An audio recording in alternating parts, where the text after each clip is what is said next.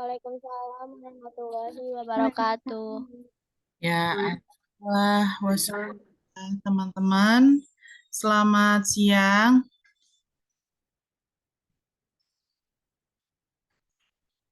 Bagaimana kabarnya? Siang, Bu. Alhamdulillah baik, Bu. Alhamdulillah. Siang, Bu. Oke, kita mulai ya. Hari ini minggu pertemuan kedua ya. Mata kuliah kewirausahaan digital, di mana minggu ini kita akan membahas satu materi yang akan saya sampaikan dulu. Jadi tidak ada presentasi, baru minggu depan teman-teman mulai presentasi. Oke, sebelum meneruskan atau melanjutkan pada materi, saya mau cek dulu kehadiran teman-teman. Wahyu Juwita ada? Hadir, Bu. Oke, Atira, Hadir, Bu. Khofilia, Hadir, Bu. Esa Putu Munggara, Hadir, Bu. Putri Ainiyah, Hadir, Bu. Riko, Hadir. Hadir. Nazia, Sakina, belum ya? Siti Mawadah, Hadir, Bu. Gezia Cantika, Ira Gezia hadir, Bu. Amelia, Ira Amelia, belum. Ibu hadir, Ibu. Ira hadir.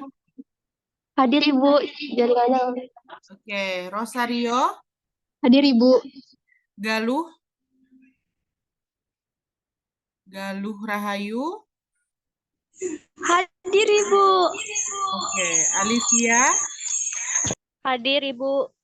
Farizah, Hadir, Ibu. Amirah, Hadir, Ibu. Nabila Zahra, Hadir, Bu. Lia Fatma, Hadir, Ibu. Ani Rosada, Hadir, Ibu. Vika Amalia, Hadir, Bu. Putri Soleha, Hadir, Ibu. Adinda Khairunisa, Hadir, Ibu. oke, Laura, Hadir, Ibu. Fadia, Hadir, Bu. Nazwa, Hadir, Bu. Dona Denis, Hadir, Ibu. Putri Lestari, Putri ada? Hadir, Bu. Oke, ada. Azahra, Hadir, Bu. Raisya, Hadir. Magriba, Hadir, Ibu. Tajul, Hadir, Ibu. oke, ini Imelda dan Avanza yang bukan di sini ya? Apa di sini? Imelda,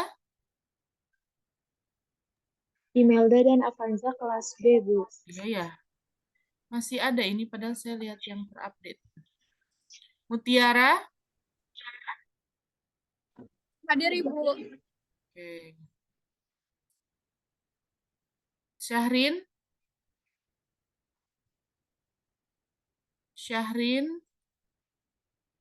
belum. Reza Kurdiaman, belum. Hadir. Oh, ada. Hadir, Bu. Oke, Adam, Hadir, Ibu. Gina, Hadir, Ibu. Diari, Bu. Rizky, Hadir, Bu. Pradita, Hadir, Ibu. Arik, Hadir, Bu. Asni, Hadir, Bu. Vandiko, Hadir, Bu.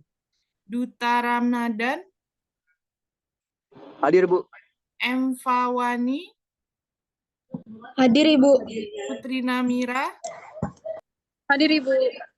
Oke, Muhammad Nabil, Hadir, Bu. Kamila, Kamila, Audia, Hadir Ibu. Andini, Hadir Ibu. Miftah, Hadir Bu. Muhammad Grafen, Hadir Ibu. Grafen atau Graven? Bebas Ibu, Graven bisa, Graven bisa. Arifka,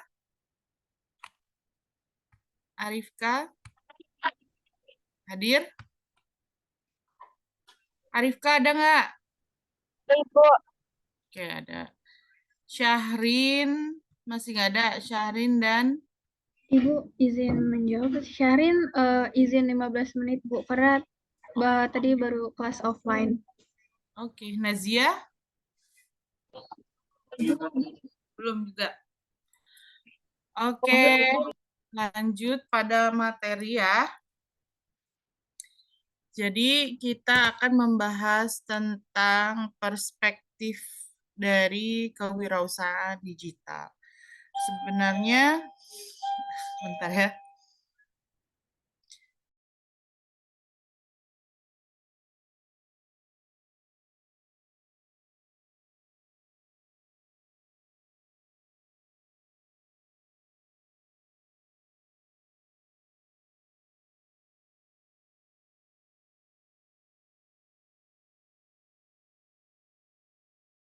Maaf, ada gangguan sedikit. Lanjut ya. Kita akan membahas tentang perspektif kewirausahaan digital. Sebenarnya akan tidak terlalu banyak apa yang dibahas dalam materi gitu ya. Karena kalau kewirausahaan digital diceritakan itu seperti dongeng saja gitu ya. Cuman memang ada masuk dalam kurikulum, tetap harus kita bahas bahwa itu yang membedakan akademisi dengan praktisi gitu. Karena teman-teman kan sekarang ada di prodi pendidikan ekonomi kan ini ya. Nah, di mana ini yang akan menjadi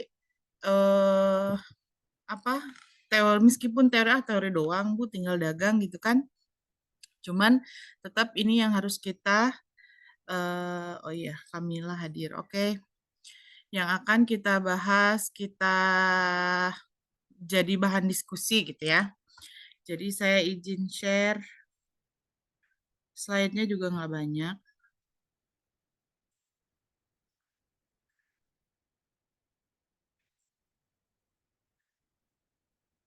Oke, terlihat? Sudah Lihat. Oke, ini perspektif kewirausahaan digital. Nah, apa yang akan jadi pembahasan kalau perspektif itu teman-teman memandang jadi sudut pandang gitu ya. Maksudnya bagaimana sih kita memandang kewirausahaan digital itu gitu kan. Menurut teman-teman kewirausahaan digital itu apa? Ada yang bisa menyampaikan kewirausahaan digital itu apa?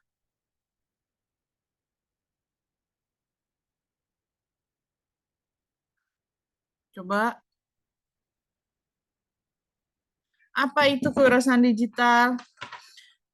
Skill kewirausahaan dulu deh. Skill kan kemampuan ya. Skill kewirausahaan itu salah satu faktor produksi. Kenapa disebut faktor produksi? Apa aja isi faktor produksi, teman-teman? Selain skill kewirausahaan? Ada 4, Bu. Apa aja? Entrepreneurship tadi kewirausahaan. Terus Ya. ada teknologi, Teknologi. ada sumber daya alam, Terus? modal, capital. Ya, tenaga kerja, ya, modal, sumber daya alam, sumber daya tenaga kerja itu sumber daya manusianya, gitu kan, sama aja. Kemudian skill kewirausahaan. Nah, kenapa dibutuhkan dalam faktor produksi? Karena dalam berwirausaha, produksi bisa terjadi dengan beberapa faktor. Nah, salah satunya adalah skill kewirausahaan. Makanya di sini kenapa skill kewirausahaan merupakan salah satu faktor produksi? Karena suatu produk bisa terjadi ketika seorang produsen itu bisa menciptakan ya sebuah produk gitu, bisa menghasilkan income, bisa menghasilkan sesuatu yang bermanfaat, produk yang bisa dipakai tentunya, dan orang yang memakai itu memberi balas jasa ke kita berupa apa? Berupa pembayaran kan, berupa fee. Nah, apa bedanya kewirausahaan kok sekarang didigitalkan? Karena di era 5.0 bukan cuman era 4.0 lagi ya. Kita sudah era 5.0 di mana society 5.0 ini kita apa-apa tuh dengan teknologi. Bahkan ada restoran yang cukup dengan tidak mempekerjakan manusia gitu sebagai tenaga kerjanya, cukup dengan robot gitu kan. Kalau dulu kita lihat tol aja ya kan, tol cuman ada orang di dalamnya untuk tiket gitu. Bahkan ada iklan zaman dulu, kalau teman-teman mungkin nggak nyambung dengan job ini ya, Sonse-nya mana gitu kan. Itu dari iklan Sonse, vitamin C, bukan minuman, permen vitamin C lah untuk kesehatan. Tapi dalam iklannya itu ada orang yang nerima untuk tiketnya mengalami atau tidak sih teman-teman ketika kita masuk tol itu ada orang yang jaga gitu. Kalau sekarang kan tinggal tap gitu kan. Kalau dulu ada yang jaga, kembaliannya pakai receh, itu masih ada. Nah, sekarang udah nggak pakai itu. Kemudian kita pesan sayuran aja ya udah bisa lewat e-commerce, online, apa-apa online. Kemudian kita bisa memesan makanan lewat Gojek gitu ya, GoFood, GrabFood gitu-gitu kan yang tidak terbayangkan dulunya. Makanya diubah menjadi kewirausahaan itu dengan versi digital, memandang bahwa menghasilkan pendapatan, menghasilkan income itu bisa dengan bentuk yang lebih luas lagi, nggak cuman kita secara offline, tapi secara online dengan memanfaatkan teknologi yang ada, fasilitas yang ada, ya. Nah, ini kita akan potensi kewirausahaan melalui lensa digital lah. Jadi nggak cukup pandangan kita tuh memandang bahwa menjual barang itu hanya dengan kita membeli satu produk gitu ya, atau kita dengan membeli dari suatu pedagang, kita beli, udah that's it gitulah.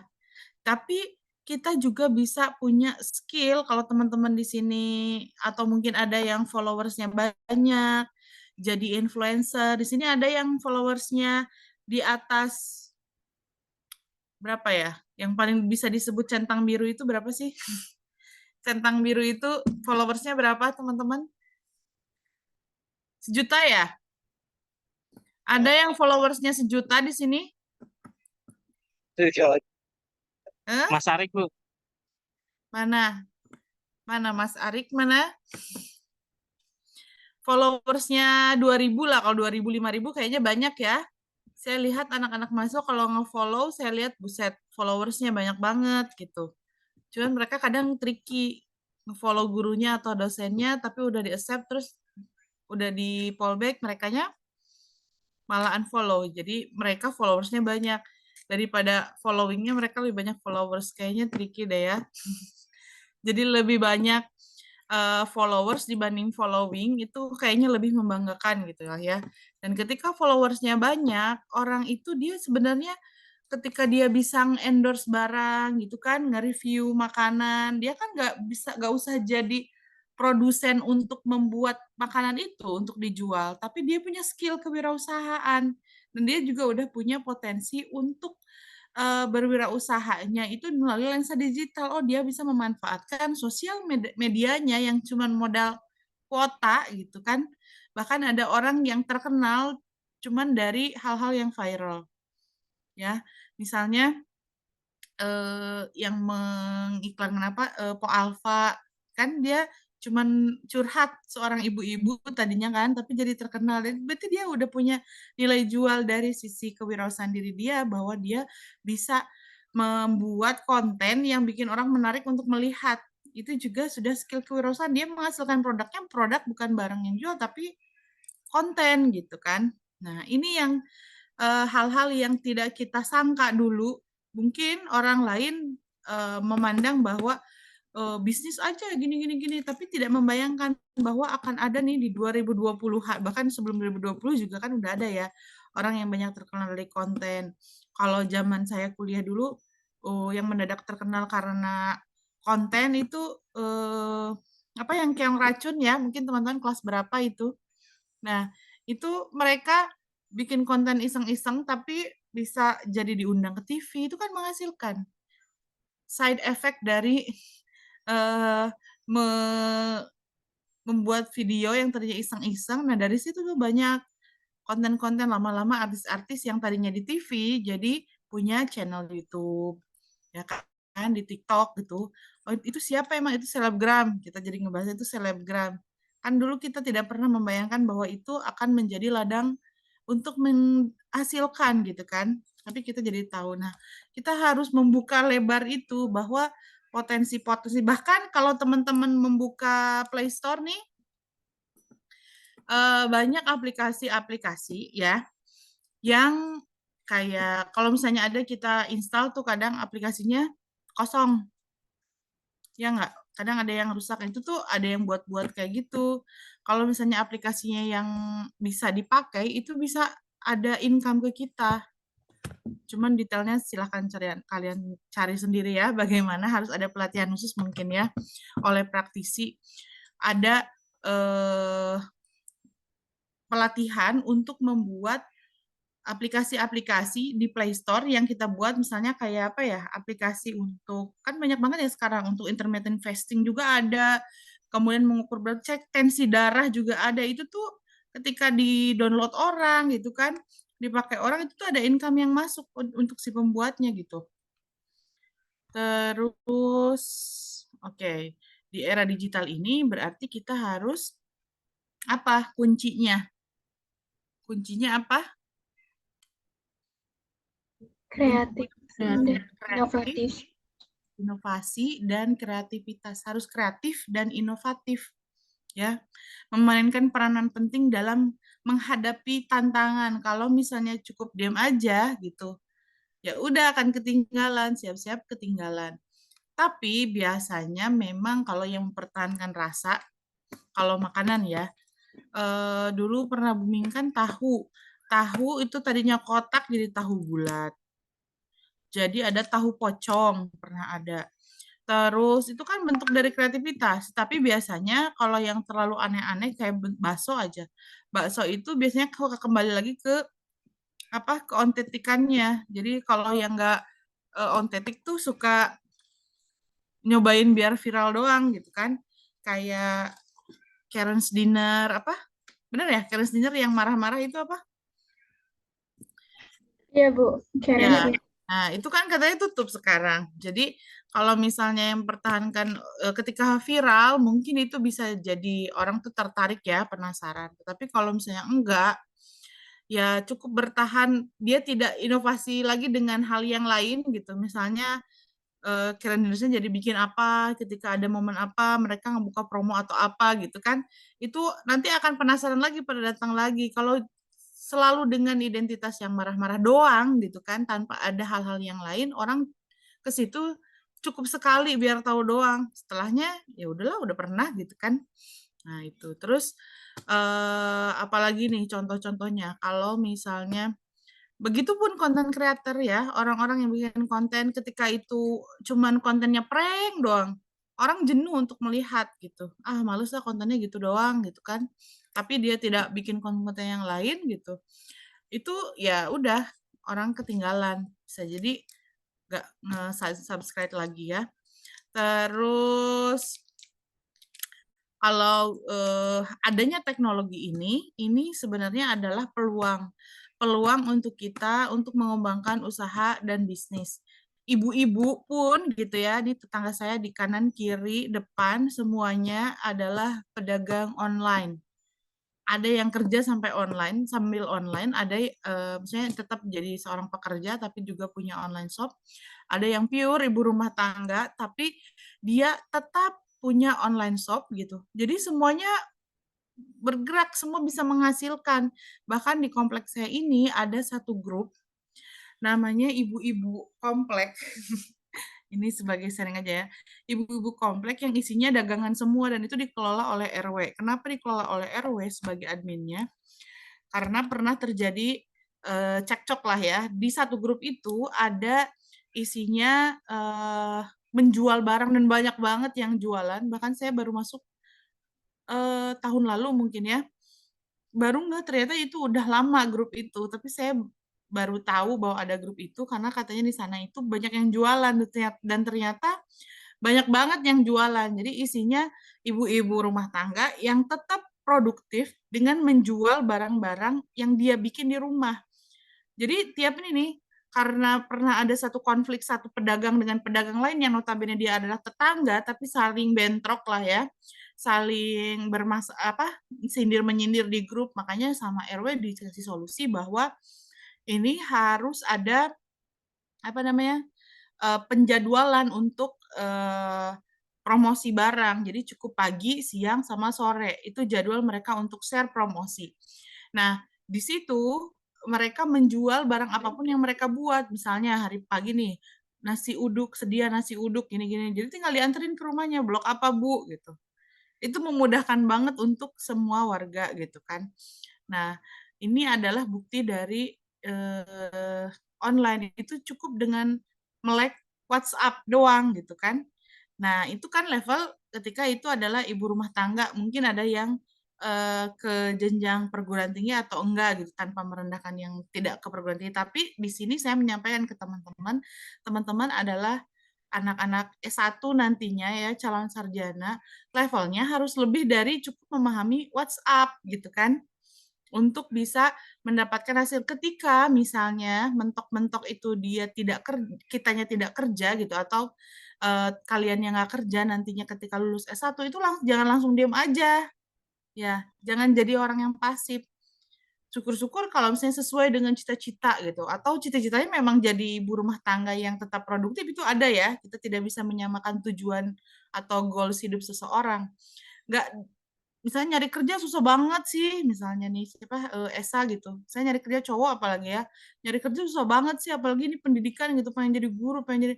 Ketika ada jeda gap untuk dari S1 ini lulus gitu, ya ngapain sebelum mendapatkan pekerjaan bisa aja dengan dagang dulu. Barangkali kehidupannya akan ditemukan dari dagang itu gitu kan. Nah, di sini kenapa fungsinya ada kewirausahaan digital, kita harus memikirkannya level yang lebih tinggi sebagai konseptornya gitu loh. Jadi nggak cuman kalau ibu-ibu yang tadi saya ceritakan cukup dengan WhatsApp, berarti teman-teman ini apa? Nyiptain mungkin aplikasi apa gitu kan. Atau kayak sekarang, yang ada kan sekarang apa? Gojek kan? Cuman Gokar, Gojeknya gitu. Mungkin 10 tahun yang akan datang itu ada GoFly mungkin. Ya kan? Nah, sekarang ini pasti pada ngetawain, "Hah, orang gila," gitu kan. Tapi kan itu solusi kemacetan Jakarta. Bisa jadi kita ada landasannya tuh di tiap spot di Jakarta, jadi pesen apa, istilahnya gondola lah bentuknya gitu kan. Kayak gondola di Jakarta, set kita turun di Rawamangun kan, langsung bisa kuliah, nggak usah macet-macetan gitu kan, kayak angkot tapi di atas gitu. Saya ngebayanginnya kayak gitu. Siapa yang nyiptain? Belum ada yang nyiptain. Dulu kan Gojek, GoFood, Grab nggak ada ya, baru 2000 berapa? 2013 ya adanya kan, yang tiba-tiba, dan itu tuh proses untuk adaptasinya pun juga panjang, maksudnya lumayan lah ya dengan bentrok dengan ojek offline, pada demo ojek-ojek offline merasa tersaingi karena masih shock gitu, karena masih belum menerima dunia ini berubah, harus kalau nggak ada gitu kita ketinggalan banget gitu kan. Nah, solusi tinggal yang dari ojek offline itu di-online kan gitu. Begitupun ya ketika mungkin nanti someday ada yang tadi saya bilang GoFly atau gondola di Jakarta berseliweran gitu kan, untuk kendaraan-kendaraan Ya bisa jadi demonya dengan apa? Angkot mungkin ya, omprengan atau apa-apa bisa jadi atau bajai. Kasihan juga sih saya pernah ngobrol sama Abang Bajai. Abang Bajainya income berapa gitu-gitu ya ditanya. Oh, kurang banget katanya. Beda banget ketika belum ada Gojek, Gojek Grab katanya gitu. Ya, itu memang karena apa? Efek dari perubahan ya. Dan tinggal bagaimana caranya ya kayak Bluebird gitu kan, taksi itu kan juga di online kan ikutan kan. Nah, tinggal bagaimana mau ikut di online kan tetap offline, itu pilihan gitu kan. Ekonomi adalah pilihan, ilmu ekonomi ilmu pilihan. Oke, jadi dari era digital ini, inovasi, kreativitas itu memainkan peranan penting dalam menghadapi tantangan. Teknologi juga ini adalah sebagai peluang untuk kita, peluang besar sebenarnya untuk mengembangkan usaha dan bisnis. Contoh-contohnya ini, bentar. Selanjutnya adalah membangun brand. Nah, membangun brand ini adalah apa ya? Butuh kemampuan yang luar biasa ya. Membangun brand yang kuat dan menginspirasi adalah kunci keberhasilan dalam kewirausahaan digital. Konten kreatif, strategi pemasaran yang tepat akan mendukung pertumbuhan bisnis. Bagaimana contoh brand-brand yang begitu terkenal itu, mereka nggak ujuk-ujuk ada gitu kan. Apalagi misalnya brand-brand yang sekarang banyak diboikot tuh, ya itu pasti sejarahnya juga teman-teman udah pada banyak baca ya, bagaimana pendiri KFC dengan ceritanya gitu kan, dan itu luar biasa perjalanannya. Terus apa KFC, Coca-Cola, kemudian apa McD. Nah kalau di Indonesia mungkin yang kayak bentuk kopi lah, minuman kopi juga hype-nya juga ya berapa 8 tahun dari sekarang 8 tahun yang lalu kali ya sampai sekarang kayak kopi kenangan, kemudian janji jiwa gitu-gitu. Itu membangun brandnya ya Point Coffee, membangun brandnya ya dari rasa, kemudian banyak konten-konten yang menarik. Karena orang-orang, anak-anak sekarang itu melihatnya audiovisual, melihat bagaimana orang mencoba dan divideokan, itu akan menjadi apa ya, ih pengen deh, kayak enak banget, kayak apa sih, kromboloni, kemudian apa itu tuh, Thailand, kue-kue, roti Thailand yang lembut katanya gitu. Saya belum nyoba. Tapi kan itu dimulai dari bagaimana influencer mereview itu, orang-orang jadi tertarik lama-lama, oh brand itu jadi terkenal gitu ya. Kalau baju kayak apa Zara, misalnya apa Uniqlo. Nah, brand-brand kayak gitu ya udah tahu bahwa ketika teman-teman beli aja kaos biasa gitu ya. Kaos biasa dengan maksud biasa di sini ya level harga kan nggak akan pernah bohong ya.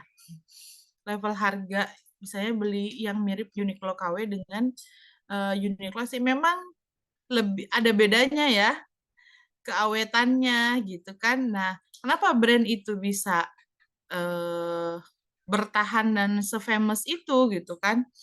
Ya karena memang kualitasnya juga gak main-main. Nah, begitupun ketika nanti teman-teman punya brand, ini yang harus dibangun adalah ya kualitas dulu sebenarnya ya. Kalau kualitasnya sudah oke, orang tuh akan percaya terus dengan brand itu.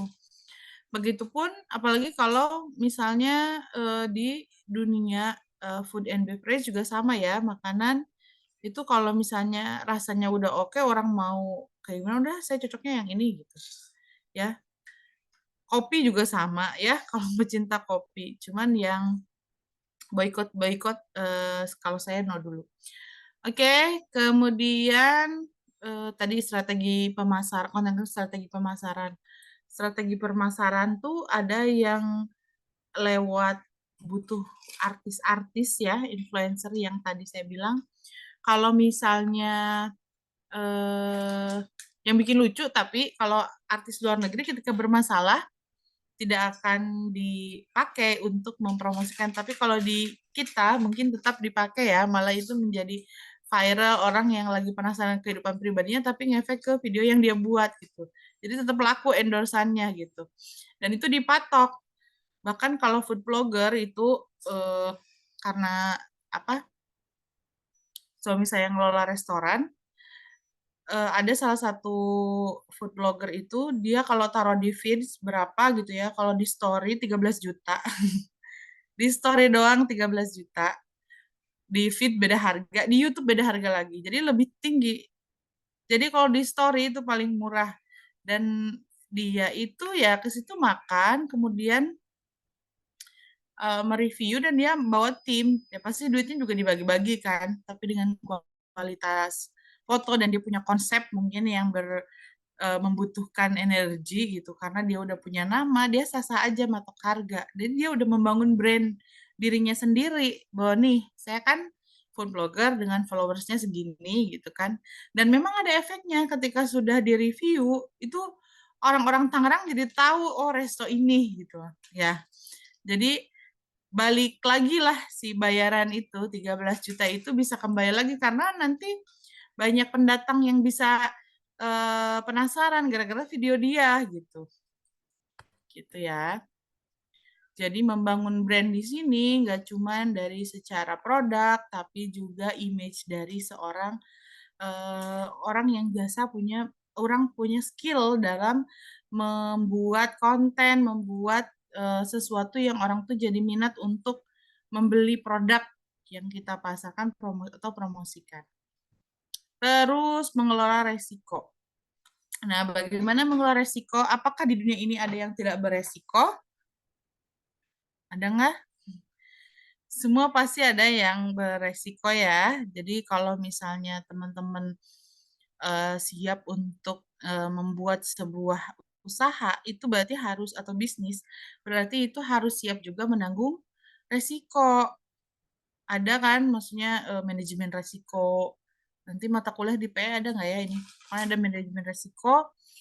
Kemudian dalam bisnis itu, kalau misalnya tidak siap menerima resiko, ya berarti jangan dulu mulai. Tetapi kalau sudah mulai harus sudah siap dengan resiko. Tapi jangan dulu mikirin risiko bakal kayak gini, bakal kayak ini. Setidaknya udah waspada gitu lah. Jangan terlalu overthinking juga kan. Makanya ada bahasa mulai aja dulu gitu kan. Nah, karena ketika udah belum apa-apa udah mikirin risikonya terlalu banyak, itu juga nanti bikin nggak jadi. Hal yang kecil aja. Di sini ada yang udah punya usaha belum? Udah ada yang jual-jualan?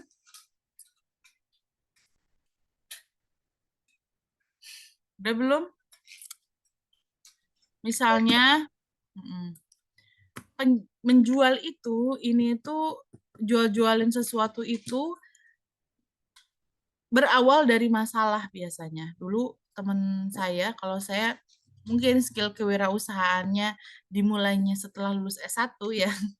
Kalau teman saya sebelum lulus S1 dia itu saya itu kan dulu di UPI. Di UPI itu lantai 6, di mana lantai 6 itu waktu itu gedungnya baru, nggak ada lift, ada lift tapi belum bisa digunakan. Makanya 2007 itu gedung itu barulah, liftnya itu baru. Jadi kita harus naik tangga ke lantai 6 tiap kuliah. 2 hari atau berapa ya, pokoknya tidak setiap hari, hanya harus naik tangga. Tapi dia bisa kepikiran untuk bawa minuman, tau yang kotak kayak ale-ale gitu-gitu kan, atau coklatos, pokoknya makanan-makanan kecil yang ringan gitu kan, yang dia bawa, dia jinjing ke atas, kan dia sekalian kuliah ke atas, terus di kelas orang-orang pada haus, ya nggak? Dulu itu belum hype orang-orang bawa botol minum. Kalau sekarang kan, kalau dulu saya bawa botol minum aja dianggapnya kayak anak TK lu gitu kan. Kalau sekarang biasa aja ya, orang bawa botol minum, orang saya juga sekarang bawa botol minum gitu kan. Tapi kok dulu SMP, SMA, kuliah itu bawa botol minum tuh masih gak inilah gitu. Kalau S2 mulai hype lagi nih, Tupperware gitu kan, bawa botol-botol kayak gitu tuh masih biasa. Nah, waktu itu jarang pada bawa minum, dan dia menawarkan nih yang haus di atas di kelas. Coba di bawah dia mungkin minuman cuman seharga gope atau berapa ya, dijual dia misalnya 1.000 atau apa, orang juga pasti beli karena butuh, haus. Dan itu kepikiran oleh dia bahwa ini bakal laku loh di atas. Jadi udah punya skill kewirausahaan gitu. Juga ciki-cikian, apa ya namanya? Snack-snack kecil, snack-snack ringan gitu. Dia bawa juga orang-orang kalau lapar, kalau nyambung nih kuliah dari pagi terus-terusan di atas kan malas turun lagi kan, kecuali sampai ke duhur ini sampai ke ini kan pengen nyemil udah beli.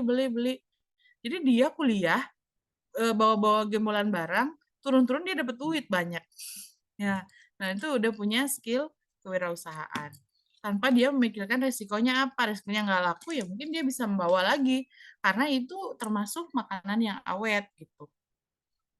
Terus kolaborasi digital. Oke. Ini jam 1 saya lagi bercerita ya, teman-teman. Pasti pada ngantuk. Setelah ini ini bisa di breakout nggak sih? Breakout room? Bisa, Ibu. Bisa. Nanti ya, tapi nanti aja.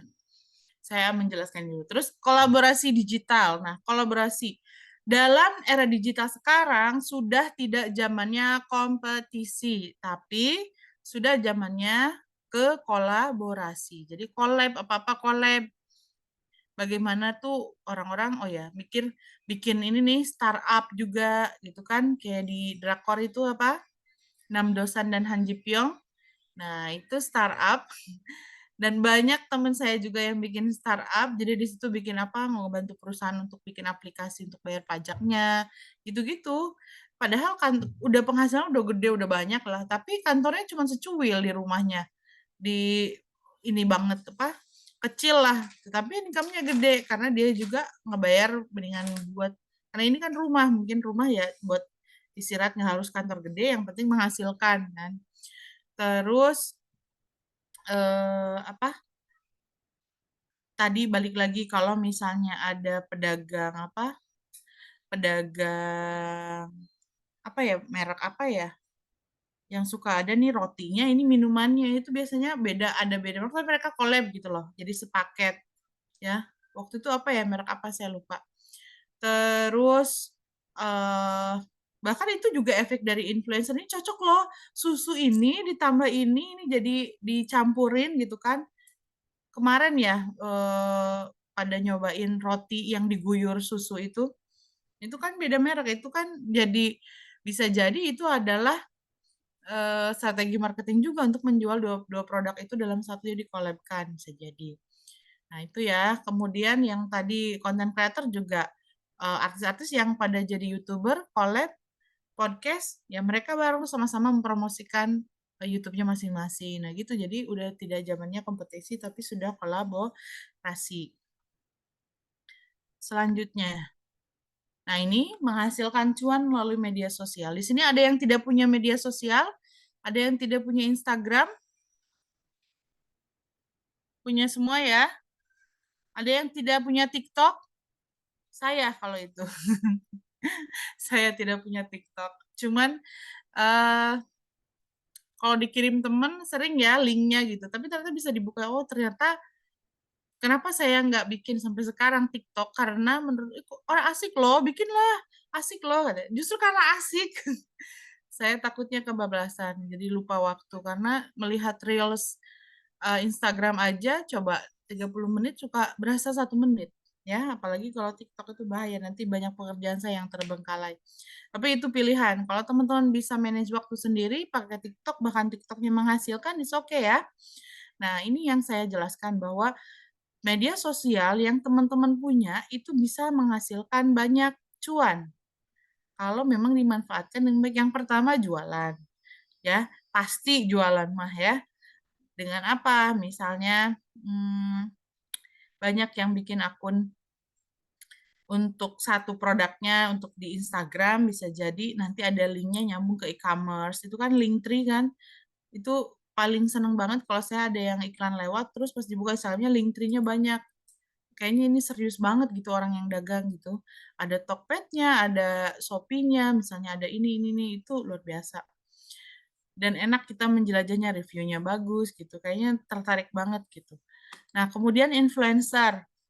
Influencer itu adalah apa? Orang yang mempengaruhi ya yang tadi saya sampaikan Instagram selebgram maksudnya. Selebgram atau orang yang terkenal dari TikTok itu apa namanya? Selebtok. Ya, orang yang terkenal dari TikTok juga ada kan. Kemudian mirip lah ini sama nih, influencer sama content creator atau YouTuber itu ya sama. Kemudian affiliate. Affiliate ada yang tahu affiliate itu apa? Shopee affiliate. Ya, udah Shopee affiliate ya. Udah tahu. Najwa udah pernah sering. Iya Bu, saya hitungan afiliasi Shopee. Dapat Oke. komisi gitu kalau nge-share link. Dapat komisinya berapa? Tergantung dari toko, biasanya ada yang 5%, ada yang 13% dari harga. Oke, nah itu salah satunya affiliate itu salah satu dari menghasilkan cuan yang tadi saya bilang. Jadi kita cukup share link ya. Ketika orang klik share itu dan beli produk dari link yang kita share, kita akan dapat komisi. Nah, gak cuma dari Shopee aja affiliate itu, ada yang lain juga. Misalnya ada satu yayasan sekolah juga yang membutuhkan yang membuka untuk affiliate, kita daftar di afiliatornya, kemudian web untuk penerimaan mahasiswa atau siswa mungkin ya kalau swasta gitu kan. Terus kita share nih membuka penerimaan. Nah, ntar daftar dari link yang kita ini terus mereka bayar sampai ke bayar uang bangunan dan sebagainya kita bisa dapat gitu. Asal itu memang yang punya kita udah daftar sebagai afiliator di sekolah tersebut misalnya ya. Jadi rajin-rajin namanya open-minded lah kitanya gitu. Jadi banyak hal yang bisa kita dapatkan. Terus freelancer writer bisa jadi penulis dengan bayaran itu ada nih satu content creator nih yang suka membahas tentang HRD, tahu nggak? Tentang CV, pembuatan CV ya. Yang cantik itu. Vina apa gitu ya. Nah, di situ dia pernah share bahwa ada link-link ini loh website-website untuk mendapatkan kerjaan tanpa harus jadi bisa dari rumah lah gitu kan, itu bisa kantor luar negeri gitu tapi kita cukup nulis gitu, ngeresum itu kita dapat duit gitu dari situ gitu. Nah itu dia pernah nge-share ada berapa website ya untuk menghasilkan cuan katanya gitu. Kemudian konten creator atau YouTuber ini sama dengan yang tadi lah ya, intinya mereka menjualnya adalah produknya adalah video yang bisa mereka sampaikan kemudian dinikmati dan dia dapat duitnya dari YouTube tapi harus banyak viewersnya gitu kan. Reseller sama dropshipper. Ada yang udah pernah jadi reseller? Ada yang pernah jadi reseller nggak?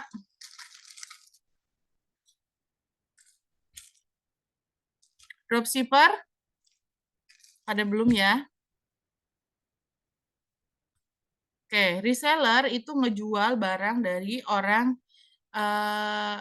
terus kita jual lagi. Jadi kita markup harganya kemudian dijual ya. Kalau dropshipper itu kita cukup cari pembelinya, nggak harus barangnya yang kita dapetin ada di kita, cukup di orang lain nggak apa-apa, tapi kita nyari pembeli untuk membeli barang dari si produsen gitu ya.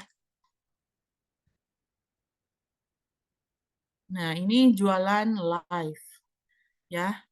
Jualan live yang sering kita lihat, ini adalah strategi bahwa digital itu luar biasa pengaruhnya ya. Orang-orang itu bakal beramai-ramai beli ketika ada potongan klaim-klaim ininya gitu kan.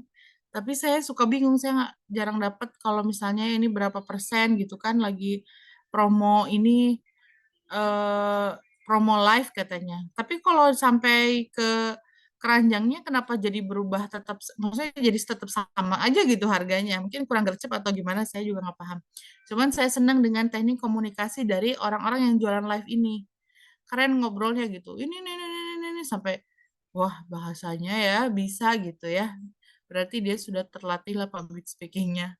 Walaupun dengan bahasa yang ya cepat ngomongnya, terus pakai kalau yang jualan kerudung memang orang yang pakai kerudungnya ya cantik, jadi plok gitu ya, bisa lah orang tuh menarik untuk tertarik untuk membeli. Kemudian e-commerce itu ada apa aja? Tapi kalau di Tokped tidak ada jualan live ya? Ada nggak? Tokped udah jadi satu sama Shopee, Bu. Sekarang dia kolaborasi. Jadi live-nya di TikTok, Bu. TikTok ya? Oke, di Shopee, Tokped, TikTok itu semua bisa jualan. Terus apalagi di Instagram ya, apalagi Instagram tetap juga bisa live, tapi seringnya live tuh live untuk kegiatan ya, kalau di Instagram kurang untuk bisnis gitu, untuk jualan. Tapi masih ada juga beberapa yang jualan di live Instagram. Terus ini tahu siapa aja teman-teman? Ini siapa? Nanda Arshinta sama Terus Terus satu lagi siapa ya? ini siapa? Tahu nggak? Enggak. Ada yang tahu? Ya, anak ekonomi harus tahu dong. Ini adalah Prita Goji, teman-teman. Jadi, beliau ini dosen di UI juga, tapi juga influencer membahas tentang finance. Financial planner. Jadi, ngomongin tentang bagaimana sih ngelola keuangan, gitu-gitu. Jadi, seru lah ngebahas saham, reksadana, gitu. Jadi, follow aja ya. Saya termasuk followersnya. Kemudian ini siapa? Siska Kol. Yang lain mana suaranya nih? Ini siapa? Assalamualaikum. Ini MG Dalem. jadi food vlogger ya, dan influencer. Mereka ini nggak akan capek-capek bikin video make up, video lagi makan gitu kan, makan aja. Kalau di video mah capek sebenarnya mereka juga mungkin ya, ada malesnya. Tetapi kenapa seperti itu? Karena mereka sedang berwirausaha. Ya, dalam dunia apa? Dalam dunia digital gitu. Yang dulu tidak terbayangkan bahwa orang bisa mendapatkan cuan dari situ, ternyata sekarang bisa. Jadi, di 10 tahun yang akan datang, kalianlah harus jadi pembuat sesuatu yang orang sekarang tidak bayangkan gitu. Ya. Nanti mungkin siapa nih? Vandiko bikin yang tadi saya bilang GoFly ya. Bisa jadi mengalahkan Nadiem Makarim membuat Gojek. Kan kita tidak bisa menyangka itu, tapi kejadian. Oke, terus affiliate. Nah, ini yang tadi saya sampaikan, affiliate. Daftar program afiliasinya, promosikan produknya, orang-orang yang melakukan pembelian bagaimana, terus dapatkan komisi. Orang-orang membeli dari link kita, dapat komisi, terus daftar, terus dari komisi tersebut ya kita dapat cuan ya, gitu. Nah, ini banyak loh yang membuka program affiliate gitu. Terus freelancer writer, ini writernya misalnya ada nih per artikel bikin ini website penghasil uang. Nah, silakan dibayarnya berapa gitu per artikelnya. Bahkan kalau ada yang senang nulis juga ini masuk misalnya Kompas atau apa, itu juga ada bayarannya. Ya. Jadi jangan memikirkan bahwa berwirausaha itu harus kita membuat barang yang kita jual, padahal kita punya potensi nulis, tapi orangnya pendiam, nggak bisa bikin apa-apa, menurut saya mah. Padahal orang yang pendiam biasanya seneng nulis ya, jago nulis, ini bisa menghasilkan, itu udah skill kewirausahaan loh, gitu. Terus yang tadi nih, YouTube ya, ini saya pernah, ini siapa? Reza Arab. Arab. Ini? Ria Ricis. Ini? Deddy Corbuzier. Tahu semua ya. Ini? Desno Limit. Kalau ini? Raditya Dika. Ini? Atta Halilintar. Oke, dari semua konten creator ini ya, yang kita pelajari pasti mereka tuh capek juga bikin YouTube, tapi karena itu pekerjaannya gitu kan. Nah, kalau saya pernah mendengar cerita Ria Ricis juga kan, katanya dulu dalam pekerjaan itu dalam sekolahnya di pendidikan akademisi lemah katanya, tapi dalam dunia seni dia jago banget. Nah, itu ternyata adalah potensi yang bisa dia kembangkan, ya bikin konten gitu kan, bikin hal-hal yang menurut ya konsumennya siapa? Kan waktu itu slime ya, anak kecil kan kalau ngebuka gimana? Di review aja anak saya aja kalau udah saya menyerah banget udahlah YouTube gitu kan. Kalau menyerah banget tapi kan pasti yang diputarnya yang dia suka lagi, menurut dia menarik kan slime. Jadi itu review viewersnya itu akan banyak terus. Nah, hal itulah yang jadi tahu juga pangsa target sasarannya siapa gitu. Kalau anak kecil biasanya udah puter ulang gitu kan. Nah, itu jadi dia mungkin tidak bisa membuat produk-produk yang bisa dijual yang kecil-kecilan kayak gimana gitu. Tapi langsung bisa membuat hal yang besar, menghasilkan cuannya yang juga besar. Mungkin sebulannya dapat berapa M gitu kan. Beda sama dosen, beda sama guru. Tapi sekarang guru banyak yang jadi content creator, dosen juga banyak yang jadi content creator gitu kan. Karena dia punya skill untuk itu gitu. Kalau saya belum ya. Selanjutnya, reseller atau dropshipper. Nah, reseller itu yang tadi dibahas ya, udah ya, ini memerlukan modal yang lebih besar, kalau dropshipper modal lebih kecil, bahkan bisa tanpa modal. Kalau reseller bisa harus punya barangnya, kalau dropshipper tidak harus punya barangnya. Terus reseller mengemas dan mengirim pesanan sendiri, kalau dropshipper pesanan dikemas dan dikirim oleh supplier. Reseller keuntungannya lebih besar karena memiliki barang dengan harga grosir dan juga menentukan harga jual. Kalau dropshipper keuntungannya relatif kecil karena harga sudah ditentukan oleh supplier. Tapi kalau teman-teman nanti mempelajari ekonomi syariah, nggak apa-apa ya ini diselipkan. Kalau jadi dropshipper itu kalau bisa barangnya itu memang sudah pernah kalian beli dan kalian pakai sehingga kalian tahu ini kualitasnya seperti apa. Jadi kita tidak membuat konsumen membeli kucing ya benar ya, beli kucing dalam karung. Jadi tahu kita, makanya kita berani jadi dropshipper harus tahu juga kualitas barangnya. Jangan asal-asalan mencari pembeli untuk beli barang ini loh bagus-bagus padahal kita belum pernah pakai, belum pernah beli gitu. Jadi kalau bisa jadi dropshipper itu harus sudah pernah beli dan pakai dan tahu kualitas. Kalau baik kita silakan jadi dropshipper, kalau barangnya ternyata kurang dan kasihan ntar ngerugiin konsumennya, mendingan cari barang yang lain gitu kan. Gitu.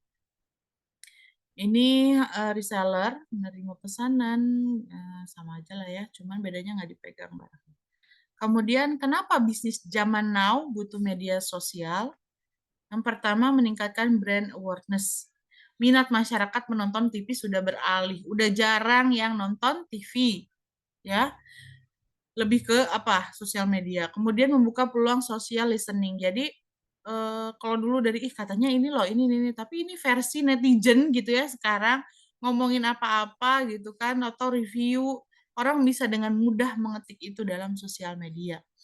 Terus jaringan lebih luas baik mitra maupun konsumen. Jadi lebih di mana-mana lah orang yang jualan di Jakarta bisa yang belinya dari Jawa Timur, dari Sumatera gitu kan jaringannya lebih luas.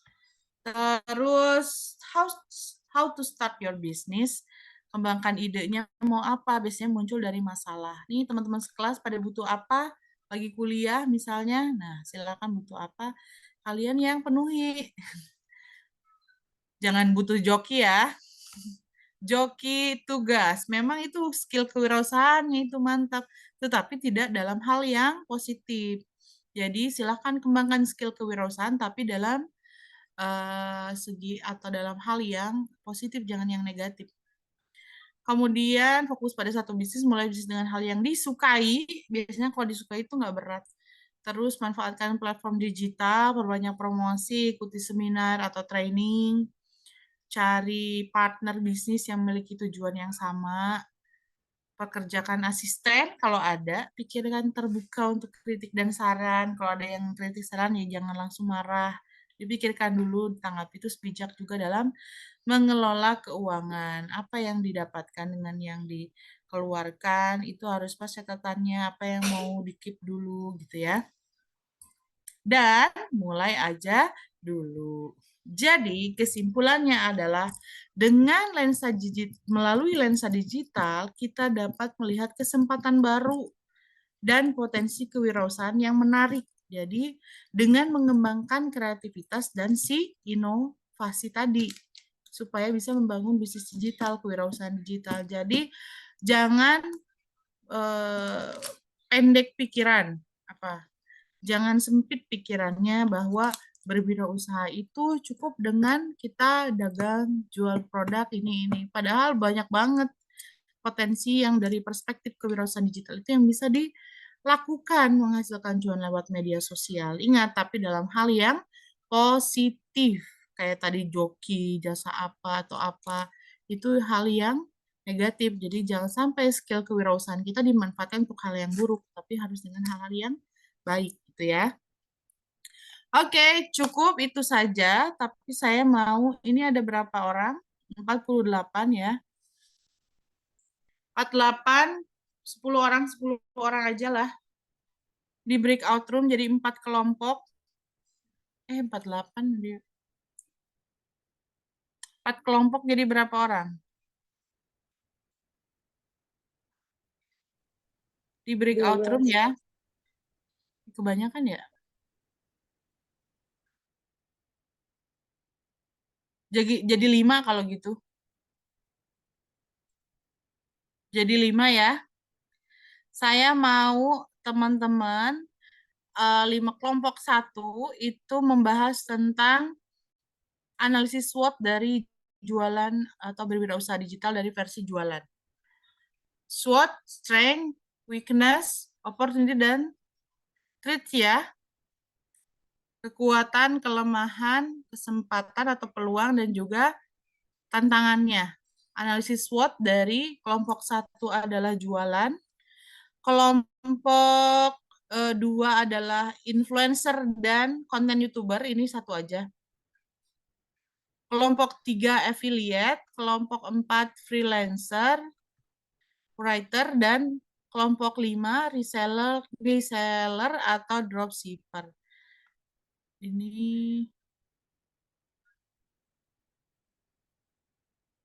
kelompok 1 saya sebutkan ya. Ini di breakout room-nya gimana? Halo PJ. Ini mau dibuat berapa emang, Bu? Dibuat 5 aja. Berarti nanti yang Ibu sebutkan langsung masuk aja kali ya, Bu? Coba di breakout room 5 dulu.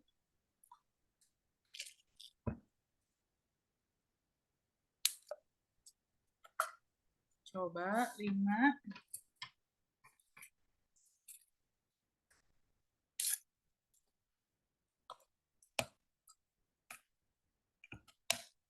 Saya izin minum ya.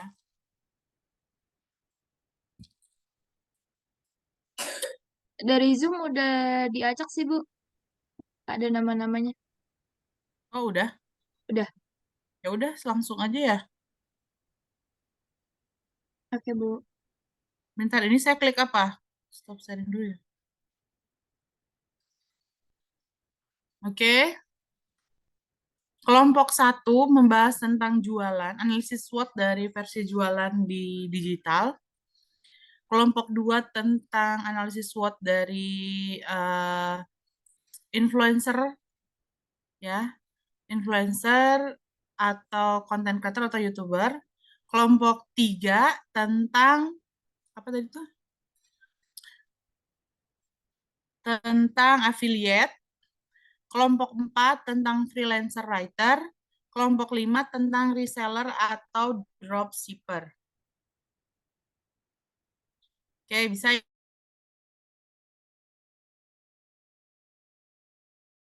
Oke, udah beres teman-teman diskusinya? Udah ya, saya lihat. Masih 48. Kelompok 1, siapa juru bicaranya? Kelompok 1 membahas tentang jualan di era digital. Silahkan kelompok 1 mempresentasikan hasil diskusi singkatnya terkait dengan jualan tadi dari sisi analisis SWOT. Mana kelompok 1?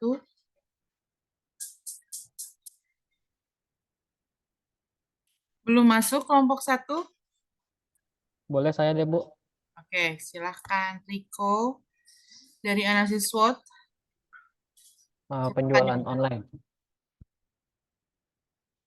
Oke, berdasarkan hasil diskusi dari kelompok 1, yang pertama itu ada dari strength-nya dulu atau kekuatan, yang dimana pertamanya itu dapat menjangkau pelanggan di seluruh dunia melalui platform online, dimana jualan online kan bisa bersifat cukup general ya, hanya cukup memposting atau memasarkan melalui platform tertentu.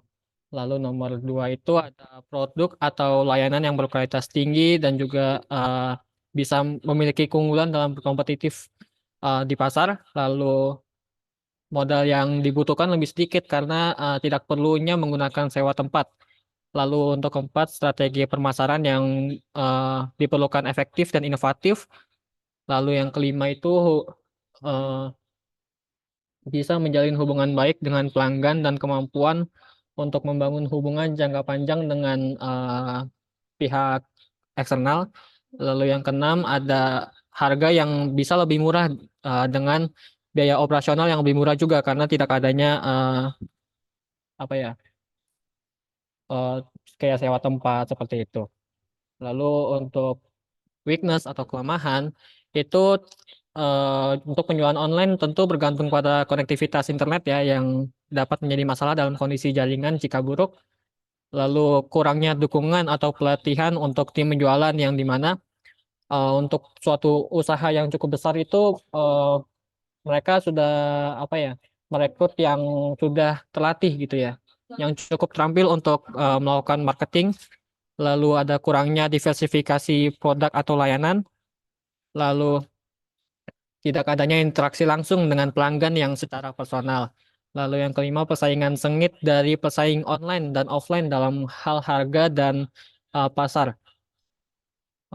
Berikutnya akan dilanjut ke opportunities atau peluang. Yang pertama itu ada kemajuan teknologi yang cepat berkembang sehingga penjualan online ini bisa mengikuti perkembangannya. Lalu pertumbuhan pasar e-commerce yang terus meningkat, lalu beragamnya media sosial yang dapat digunakan sebagai platform untuk memperluas jangkauan promosi produk kepada konsumen atau calon konsumen. Lalu yang keempat, adanya inovasi produk atau layanan baru. Lalu yang kelima, untuk menyesuaikan juga dengan cepatnya perubahan tren atau kebutuhan para calon pelanggan. Lalu berikutnya ke threats atau ancaman. Yang pertama itu persaingan yang ketat dari pesaing penjualan online. Tentu dengan adanya penjualan online ini makin banyak pengusaha-pengusaha yang membuka usahanya melalui online saja.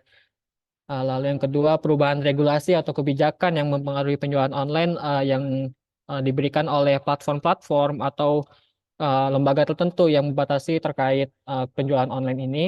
Lalu ketidakpastian ekonomi atau fluktuasi mata uang, perubahan dalam preferensi atau perilaku konsumen.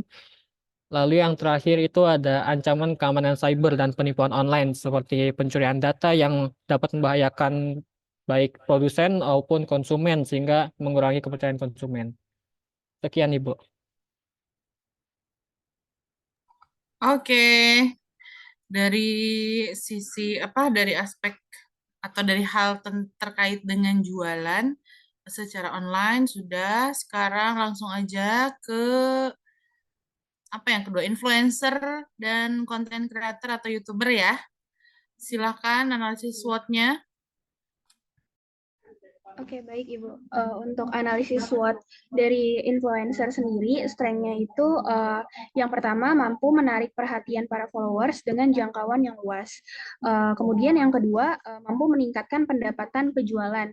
Dan yang ketiga, efisiensi pemasaran yang lebih praktis. Kemudian yang keempat, kredibilitas yang tinggi sehingga para pembeli percaya untuk membeli produk tersebut. Kemudian ada pula weakness-nya atau kelemahannya. Yang pertama, terkadang keaslian konten yang diproduksi oleh influencer dapat dipertanyakan karena ada kemungkinan mereka mempromosikan produk atau layanan hanya untuk bayaran tanpa benar-benar mempercayai atau menggunakan produk tersebut. Kemudian, yang kedua, industri influencer menjadi diminati oleh banyak orang sehingga sulit bagi beberapa influencer untuk memberikan ciri khas diri mereka dan influencer lainnya. Kemudian yang ketiga, influencer juga sangat bergantung pada platform media sosial tertentu dan perubahan algoritma atau kebijakan platform tersebut. Kemudian yang keempat, ada pula tekanan untuk selalu memproduksi konten yang menarik dan menghibur sehingga dapat menyebabkan kelelahan dan masalah kesehatan mental bagi influencer itu sendiri. Kemudian selanjutnya ada pula opportunity atau peluang. Yang pertama, potensi pendapatan yang besar. Kemudian yang kedua, kerjasama dengan berbagai brand. Dan yang ketiga, membangun bisnis sendiri. Keempat, meningkatkan brand awareness. Dan yang kelima, membangun personal branding brand itu sendiri dan influencer itu sendiri. Kemudian yang terakhir ada threats atau ancaman. Yang pertama, dunia influencer dan YouTube dipenuhi dengan banyak pesaing dan selalu ada kemungkinan menjadi kurang populer atau ketinggalan zaman.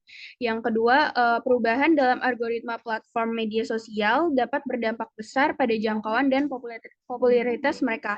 Dan yang ketiga, sebagai tokoh publik yang terkenal, privasi mereka seringkali menjadi taruhan dan ada risiko kebocoran informasi pribadi. Baik, itu sekian pemaparan dari kelompok 2. Oke, lanjut. Yang ketiga, affiliate, ya, silakan. Bapak Ibu, yang ketiga itu kita tentang afiliasi. Nah, SWOT-nya itu yang pertama ada strength atau kekuatan. Kalau jadi affiliate itu yang pertama jadwal kerjanya itu fleksibel. Terus yang kedua kita minim resiko. Terus kecenderungannya itu lebih mudah untuk mengejar pasar baru. Terus jangkauan pasar luas dan mudah dijalani. Lalu yang kedua, analisa kedua itu ada weakness atau kelemahan. Nah, kelemahannya itu persaingannya yang kompetitif karena banyak banget aplikasi. Nah, terus yang kedua, kita ketergantungan sama platform online. Terus yang ketiga, membutuhkan waktu lama untuk mendapatkan penghasilan. Keempat, harus memiliki ilmu tentang produk dan layanan yang dipromosikan. Kelima, memerlukan pengetahuan terhadap minat audiens. Yang terakhir yaitu kelemahannya sulit buat orang dari tautan yang kita kasih. Terus analisis yang ketiga ada opportunities atau peluang. Yang pertama, peluangnya itu kita bisa menyediakan berbagai produk dan layanan. Terus kita juga bisa mendapatkan pelanggan yang setia, mampu menjadi sumber dana pasif sepanjang waktu. Terus afiliator juga bisa mendapat penghasilan melalui produk yang sesuai. Lalu afiliator merupakan pekerjaan yang menjanjikan dan bisa mendatangkan pendapatan besar apabila dijalani dengan tekun. Terus kita juga punya jangkauan pasar yang luas dan memudahkan masuk ke pasar global dengan investasi awal yang lebih besar. Terus peluang yang terakhir itu analisis yang terakhir ada ancaman atau threat. Ancaman yang pertama ini belum populer di kalangan masyarakat umum. Terus affiliate juga merupakan aktivitas promosi yang diperdagangkan. Terus persaingannya juga tinggi banget. Dan perubahan kebijakan program platform ini sering berubah-ubah. Contohnya kayak TikTok yang ditutup. Jadi affiliate TikTok itu jadi nggak bisa melakukan kegiatan afiliasi. Kayak tadi ketergantungan sama platform. Terus yang terakhir itu reputasi dan kerugian. Sekian dari kelompok 3. Terima kasih. Oke, makasih. Next, Untuk kelompok freelancer writer ya. Silakan.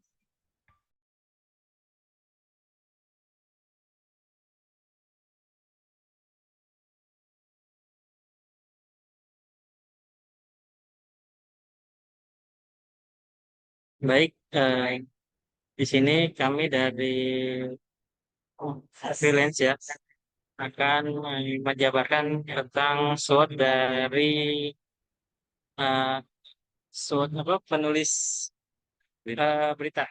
Nah, baik. Tadi sesuai dengan diskusi kelompok kami, kalau untuk strength-nya adalah yang pertama adalah pengetahuan mendalam tentang berita dan isu-isu terkini. Lalu yang kedua, keterampilan menulis yang kuat dan cepat responsif. Lalu yang ketiga adalah akses yang luas ke sumber-sumber informasi dan narasumber. Lalu selanjutnya ada kelemahan. Nah, yang pertama adalah deadline yang ketat dan tekanan untuk produksi berita cepat. Lalu yang kedua ada tantangan menghadapi bias berita dan tekanan dari pihak-pihak eksternal. Lalu yang ketiga adalah risiko kesalahan informasi dan akurasi yang rendah. Lalu untuk peluangnya adalah yang pertama kemajuan teknologi memberikan platform yang lebih luas untuk menjangkau pembaca. Lalu yang kedua adalah kebutuhan tinggi akan berita terpercaya dan fakta yang dapat dipercaya. Lalu yang terakhir ada ancaman. Pertama, persaingan yang ketat dari media online dan sosial media. Lalu yang kedua ada kesulitan memperoleh pendapat yang stabil karena perubahan model bisnis media. Mungkin itu saja yang dapat dijabarkan yang sudah didiskusikan oleh kelompok kami. Kurang lebihnya mohon maaf. Assalamualaikum warahmatullahi wabarakatuh. Waalaikumsalam warahmatullahi wabarakatuh. Oke, kelompok terakhir tentang apa terakhir itu tadi? Reseller atau dropshipper. Silakan. Baik, Kelompok Bu, terima reseller. kasih. Saya mewakili kelompok paparkan hasil. Ya. Yang pertama ada baik yang modal kecil. Reseller tidak membutuhkan modal besar untuk mulai bisnis. Mereka dapat membeli produk dalam jumlah kecil dan kembali menjual dengan harga yang lebih tinggi. Yang kedua, reseller dan dropshipper juga lebih fleksibel. Mereka tuh juga butuh toko dan bisa mengatur jam kerjanya sendiri. Lalu yang ketiga ada potensi keuntungan yang tinggi. Reseller dapat memperoleh keuntungan yang tinggi dengan menjual produk dengan harga yang lebih tinggi. Terus yang keempat ada yang koneksi dengan pemasok. Hubungan yang kuat dengan pemasok menjadi keuntungan bagi reseller untuk mendapatkan produk dengan harga yang lebih murah dan juga ketersediaan barang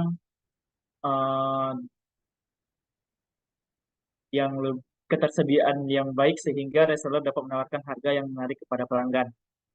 Selanjutnya ada skill pemasaran dan penjualan. Reseller dapat menggunakan teknik digital marketing, promosi, dan branding untuk meningkatkan penjualan produk mereka. Selanjutnya ada weakness. Yang pertama itu adalah modal awal. Modal awal ini bagi reseller dan promotor itu pada umumnya mereka perlu membeli produk terlebih dahulu dari supplier agar mereka tuh tahu gimana kondisi produk itu. Terus selanjutnya ada ketergantungan pada supplier. Reseller bergantung pada supplier untuk mendapatkan produk, harga, dan informasi produk.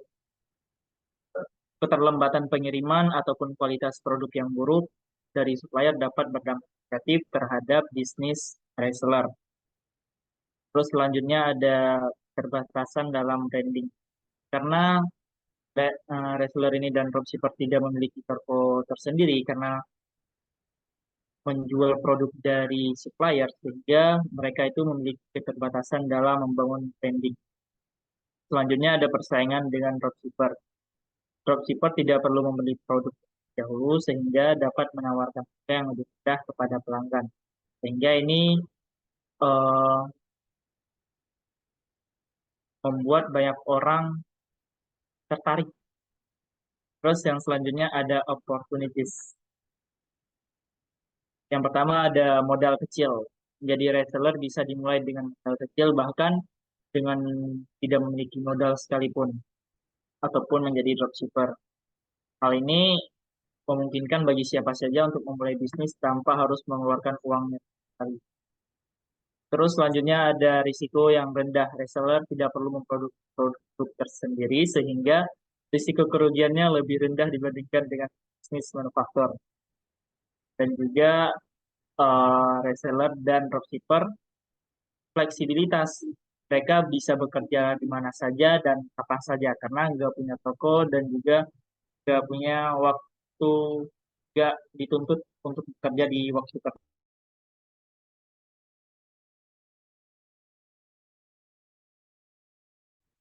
Lalu akses ke produk yang gampang. Reseller dapat menjual berbagai macam produk sehingga dapat menjangkau target pasar yang lebih luas.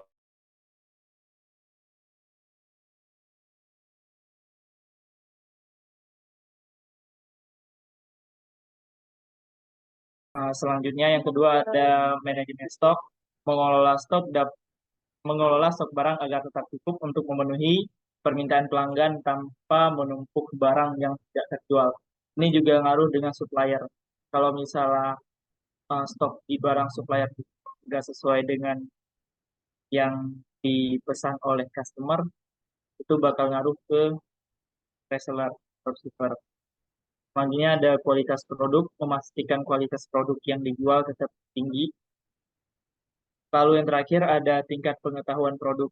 Perlu terus memperbarui pengetahuan tentang produk yang dijual, termasuk tren ataupun perubahan dalam pasar. Itu aja Bu dari kelompok 5, dari reseller dan dropshipper. Terima kasih.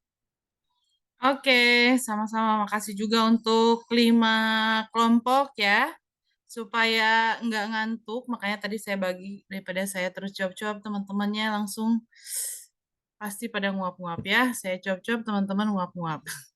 Oke, jadi inti dari kesimpulan dari semua diskusi teman-teman, SWOT tadi, bagaimana kekuatannya dari jualan online sampai pada tadi reseller dropshipper ya, itu di kekuatannya bahwa dengan online, dengan digital, kita itu bisa saving cost ya nggak, efisiensi dari modal gitu kan, tidak perlu membutuhkan untuk biaya sewa tempat dan lain sebagainya, cukup dari rumah atau apa ya, tidak usah meskipun pasti modal ada gitu, pasti ada, selalu ada, tapi tidak sebesar kalau tanpa online gitu. Itu ya, jadi bisa saving cost, kemudian weakness-nya, kelemahannya adalah keakuratan atau bagaimana ketika misal kalau dari jualan ya, kalau misalnya barangnya itu ternyata tidak sesuai gitu kan, atau tadi tuh dibahas kalau dari sisi konten, kalau kontennya itu bisa jadi cuman sekedar untuk menghasilkan cuan aja, tapi yang dibuat di sebagai kontennya itu tidak sesuai dengan review, misalnya nggak enak tapi sebut enak, misal seperti itu ya. Jadi keakuratan data secara untuk nantinya dikonsumsi oleh konsumen bisa jadi tidak sesuai dengan apa yang karena ini sifatnya online gitu ya. Kemudian dari sisi peluangnya adalah semua pelaku bisnis dalam, kalau misalnya udah online, udah digitalkan, itu bisa menjangkau konsumen yang jauh, ya kan, linknya bisa banyak gitu kan, konsumennya akan bisa lebih banyak, tidak sempit gitu, si sasaran kita cuma itu aja, tapi ini bisa lebih luas, bisa mungkin seluruh Indonesia gitu ya, bahkan ada yang bisa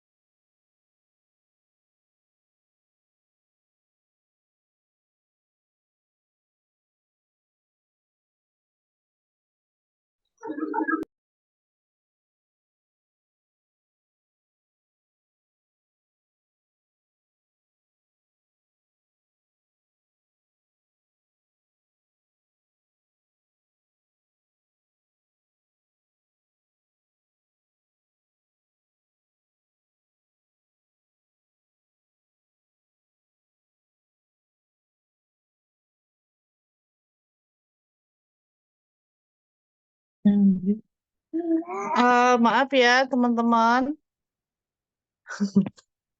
masih pada stay? Closing doang sih sekarang. Mohon maaf karena mati lampu, jadi wifi di rumah saya tiba-tiba mati ya. Oke, tadi dari sisi apa? Dari sisi analisis SWOT yang terakhir ya, tantangannya adalah kalau dalam usaha atau bisnis atau wirausaha digital, ya tentunya sekarang sudah ada banyak review gitu kan. Apa yang disampaikan ketika itu jelek ya jelek akan tersampaikannya. Ketika itu bagus ya bagus. Jadi ketika memang sudah ada misalnya miss sekali aja, terus orang udah ngasih bad review, itu nanti akan berkelanjutan pada eksistensi si pelaku usaha. Jadi tantangannya ya itu, kalau misalnya dari dulu misalnya mulut ke mulut, ini netizen yang langsung nyerang gitu kan. Itu yang menjadi tantangan dalam dunia digital. Ketika bagus akan cepat menyebar, begitupun ketika jelek akan juga cepat menyebar. Gitu ya, teman-teman. Oke, ada pertanyaan 4 menit lagi? Atau cukup? Ibu izin memastikan untuk minggu depan berarti maju presentasi kelompok 1 ya, Bu? Ya, untuk minggu depan mulai maju presentasi kelompok 1 dan itu langsung menampilkan bagaimana analisa atau analisis dari pelaku usaha ya, sesuai dengan yang dibahas itu adalah pelaku usaha dari sisi pokok bahasan yang teman-teman dapat. Misalnya planning berarti itu yang lebih ditekankan. Profil usahanya apa, produknya apa, baru dari planning dia tuh kayak gini, biar kita lebih fokus ke pembahasan pokok bahasan, kita kaitkan dengan case atau benar-benar praktisi yang mengalami gitu ya. Oke, cukup ya teman-teman. Ada lagi? Sepertinya cukup, Ibu. Terima kasih, Bu. Oke. Kita ucapkan hamdalah bersama-sama. Alhamdulillahirabbil alamin. Terima kasih atas kehadirannya hari ini. Saya tutup. Wabillahi taufiq wal hidayah. Wassalamualaikum warahmatullahi wabarakatuh.